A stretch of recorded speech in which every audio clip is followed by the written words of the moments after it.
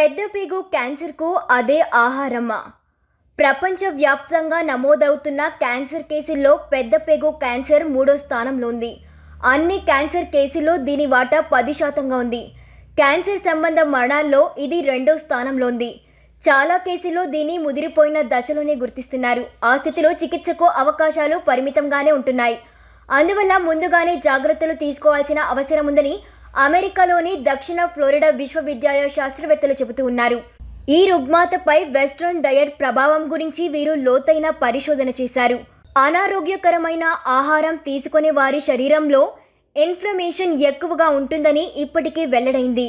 ఈ ఇన్ఫ్లమేషన్ పెద్ద పేగు కణితుల్లో కనిపిస్తుందని శాస్త్రవేత్తలు వివరించారు. క్యాన్సర్ అనేది దీర్ఘకాల గాయం లాంటిదని, ఒక పట్టాన నయం కాదని తెలిపారు. నిత్యం అల్ట్రా ప్రాసెస్డ్ ఆహారంతో వెస్ట్రన్ డయట్ ఎక్కువగా తీసుకుంటుంటే ఆ గాయంలో నయమయ్యే గుణం తగ్గిపోతుందని చెప్పారు. ఇన్ఫ్లమేషన్ పెరగడం, రోగనిరోధక వ్యవస్థ సామర్థ్యం తగ్గిపోవడం వల్ల అంతిమంగా క్యాన్సర్ వృద్ధి చెందుతుందన్నారు.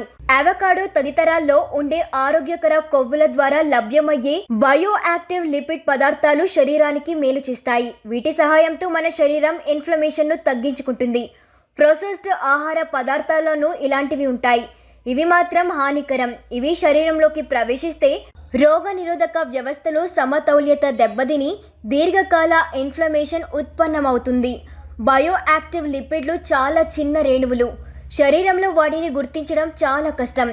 అయితే దక్షిణ ఫ్లోరిడా విశ్వవిద్యాలయ శాస్త్రవేత్తలు సున్నితమైన అనాలిటికల్ విధానాలను ఉపయోగించి 162 ట్యూమర్ నమూనాలలో వీటి జాడను పట్టుకున్నారు. ఈ కణతల్లో ఇన్ఫ్లమేషన్ను ప్రేరేపించే రేణువులు ఎక్కువగా ఉన్నాయి. ఇన్ఫ్లమేషన్ను తగ్గించే కణతలను నయం చేసే రేణువులు తక్కువగా ఉన్నాయి. అంటే అనారోగ్యకర ఆహారంలో కనిపించే లిపిడ్లు ఎక్కువగా ఉన్నాయన్నమాట. తాజా పరిశోధనలో తేలిన అంశాల ఆధారంగా పెద్ద పేగు క్యాన్సర్ చికిత్సకు రెజల్యూషన్ మెడిసిన్ అనే కొత్త సహజ సిద్ధ విధానాన్ని శాస్త్రవేత్తలు తెరపైకి తెచ్చారు. ఇందులో ఇన్ఫ్లమేషన్ను తగ్గించేలా రోగి ఆహారాన్ని సమతౌల్యం చేస్తారు. ఇందుకోసం ఒమేగా 3 ఫ్యాటీ ఆమ్లాలు, ఫిష్ ఆయిల్ నుండి సేకరించిన స్పెషలైజ్డ్ ప్రో రిజాల్వింగ్ మీడియేటర్లతో కూడిన ఆరోగ్యకర అన్ప్రోసెస్డ్ ఆహారాన్ని అందిస్తారు. దీని ద్వారా శరీరంలోని చికిత్స యంత్రాంగాలను పునరుద్ధరించవచ్చని పరిశోధకులు తెలిపారు. సరిపడా నిద్ర, వ్యాయామం కూడా ఈ విధానంలో ఉంటుంది.